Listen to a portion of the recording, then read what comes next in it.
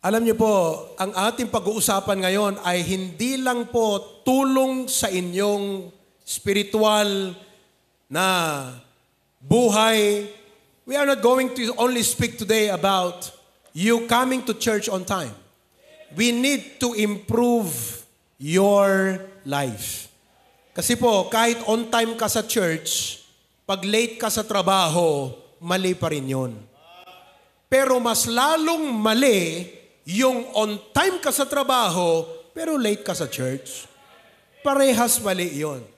So we are going to improve and we are going to deal today on how we can improve ourselves.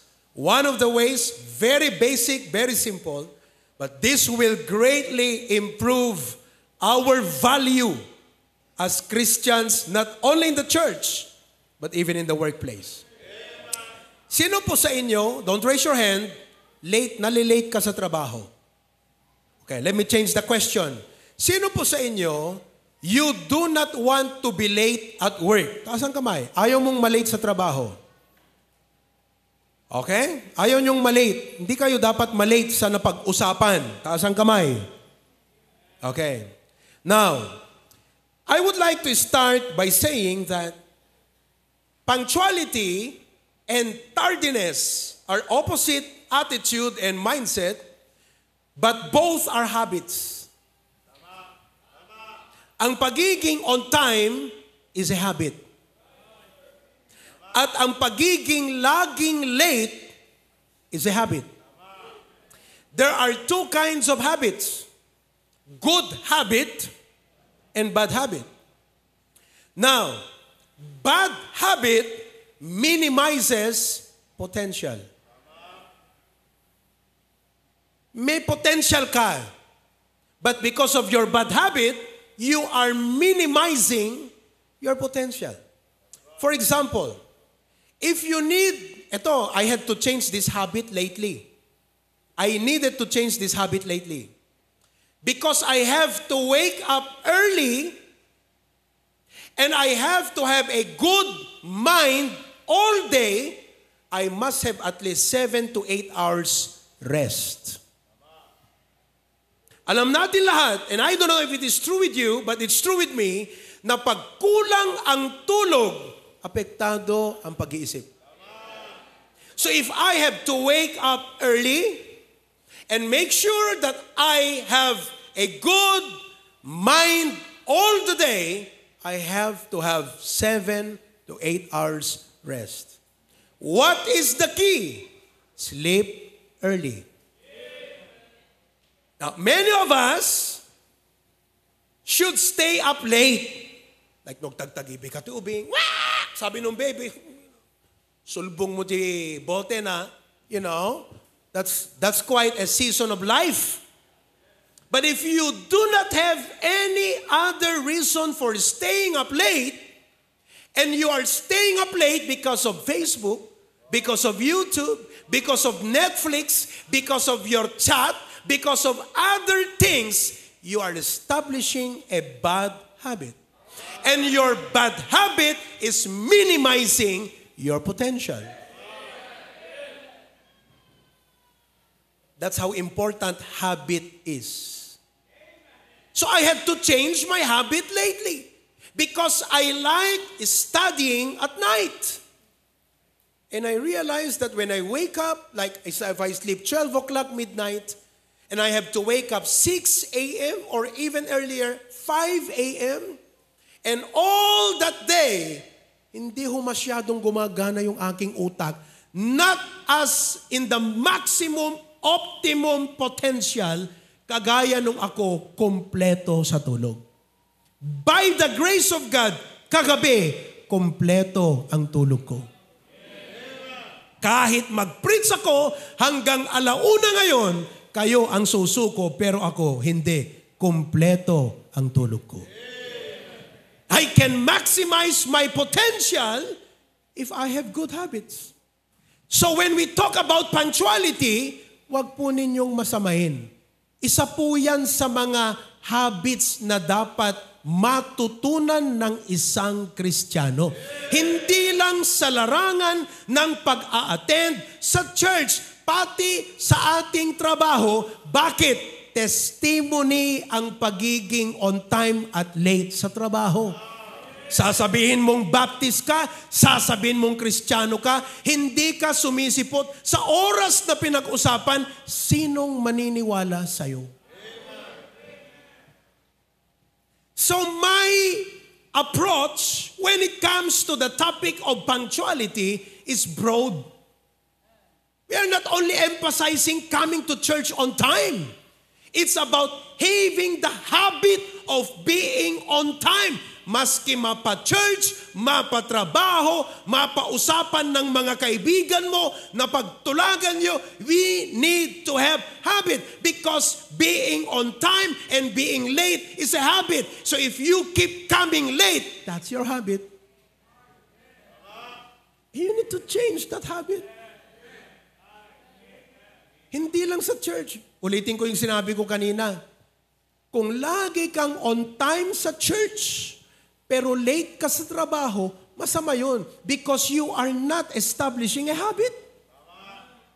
You are simply a hypocrite. Parang ito yung mga young people na ang sipag-sipag sa church, tamad sa bahay. Hypocrite. Pagkausap si pastor, opo. Pagdating sa bahay, ano? Hypocrite.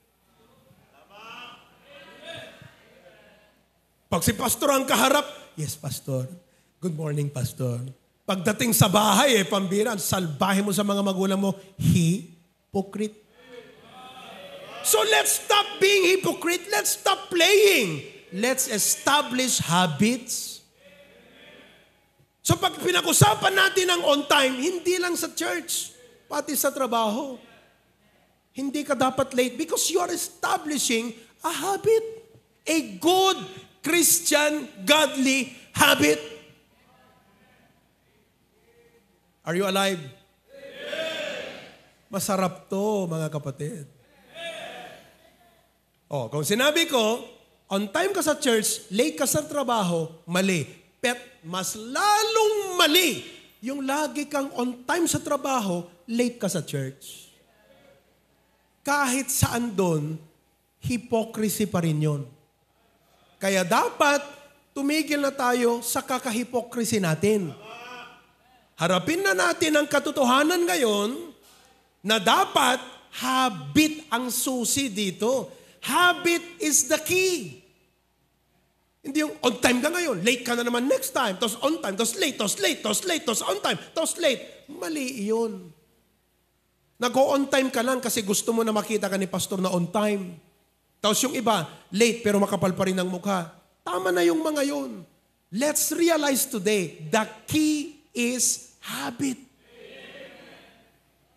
What is the key? Ulitin natin. What is the key?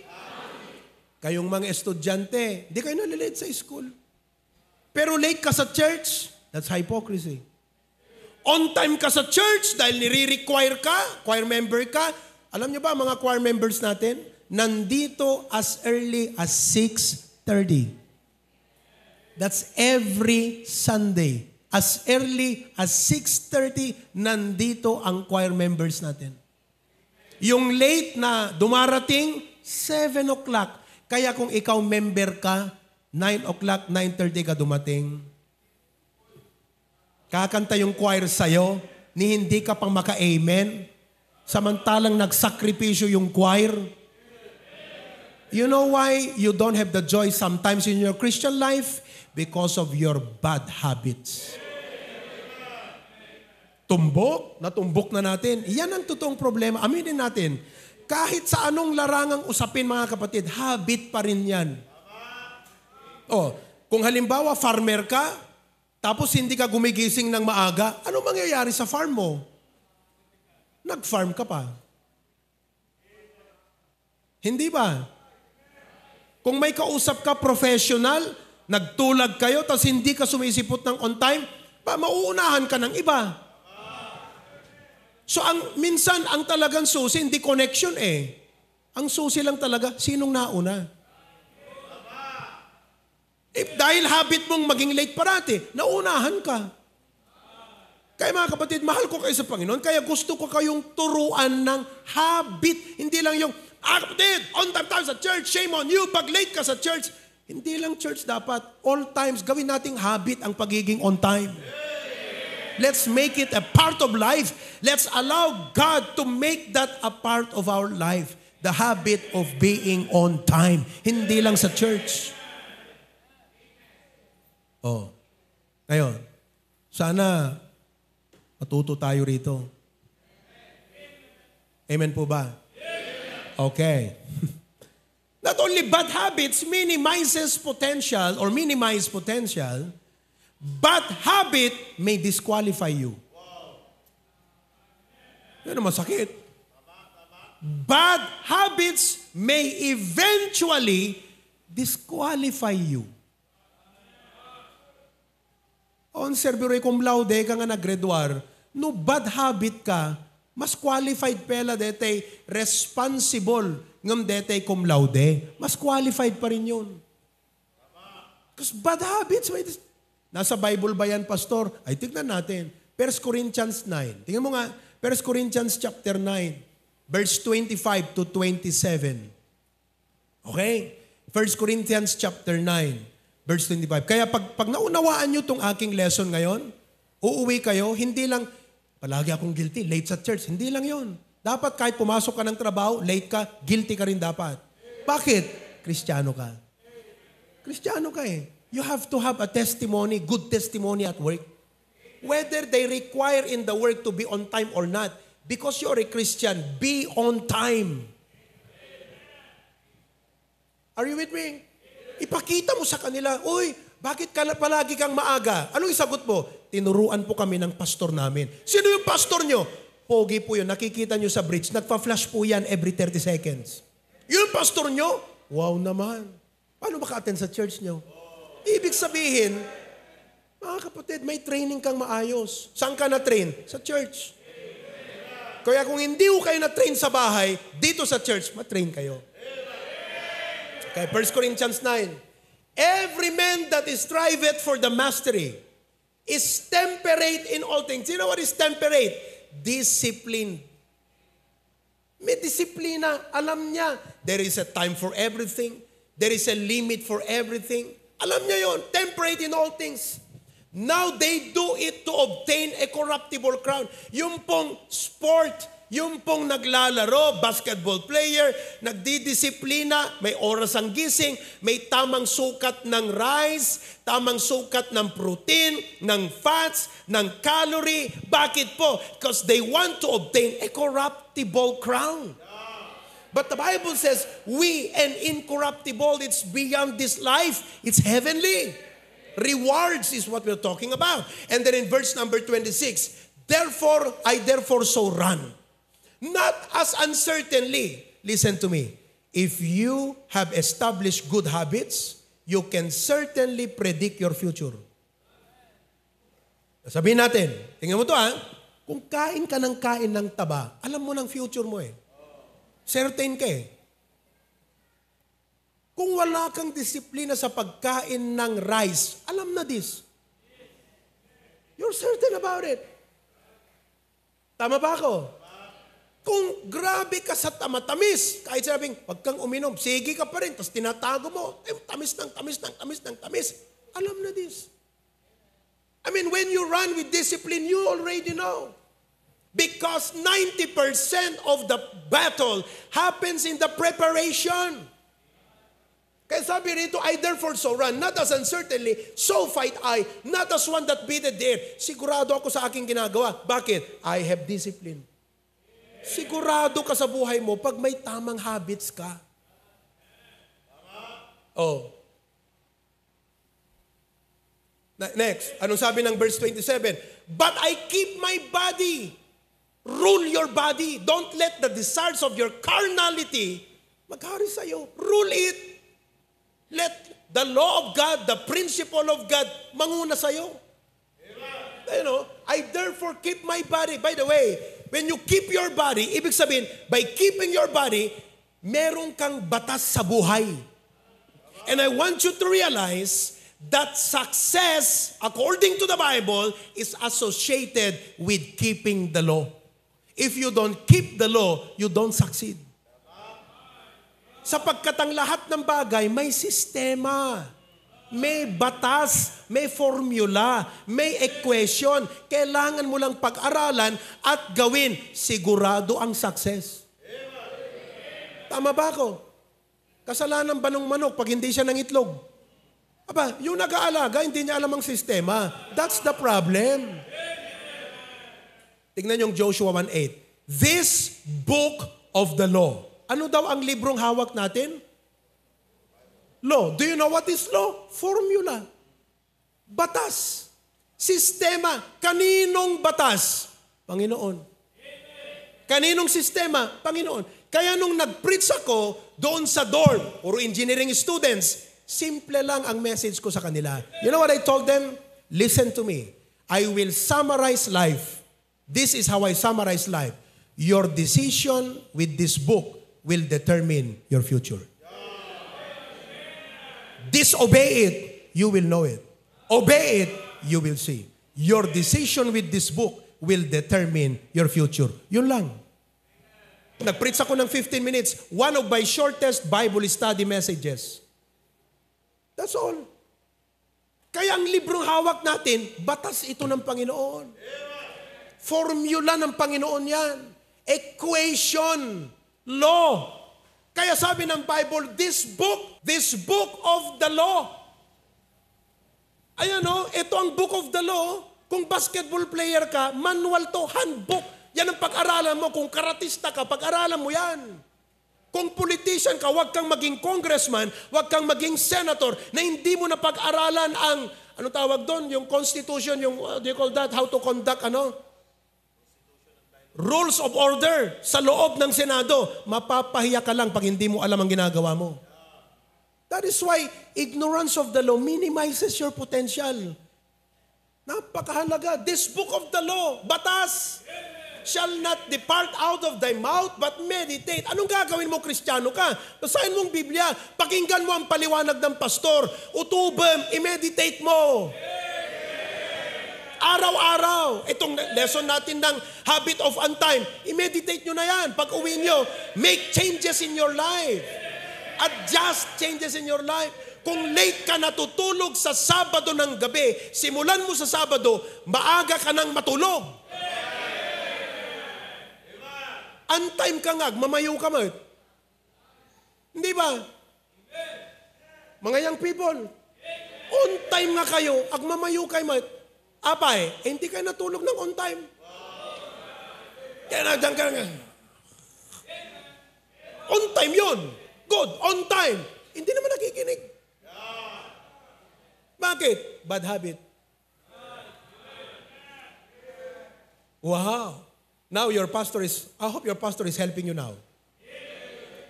Tingnan mo maigi, day and night, that thou mayest observe to do according to all that is written. Anong gagawin mo sa batas? Gawin mo.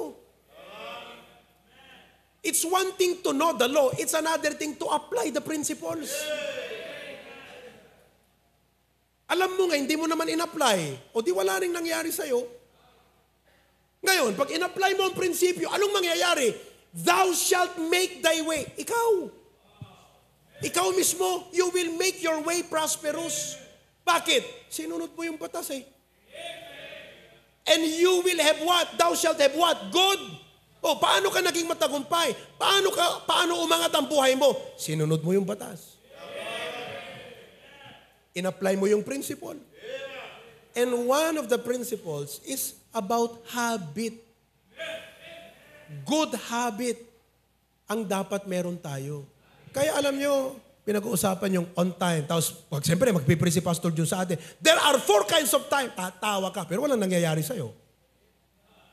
Magagalit si Pastor John, on time. Natakot ka, pumunta ka on time next Sunday. Following, wala na naman. Bakit? Hindi naging habit. Kita mo?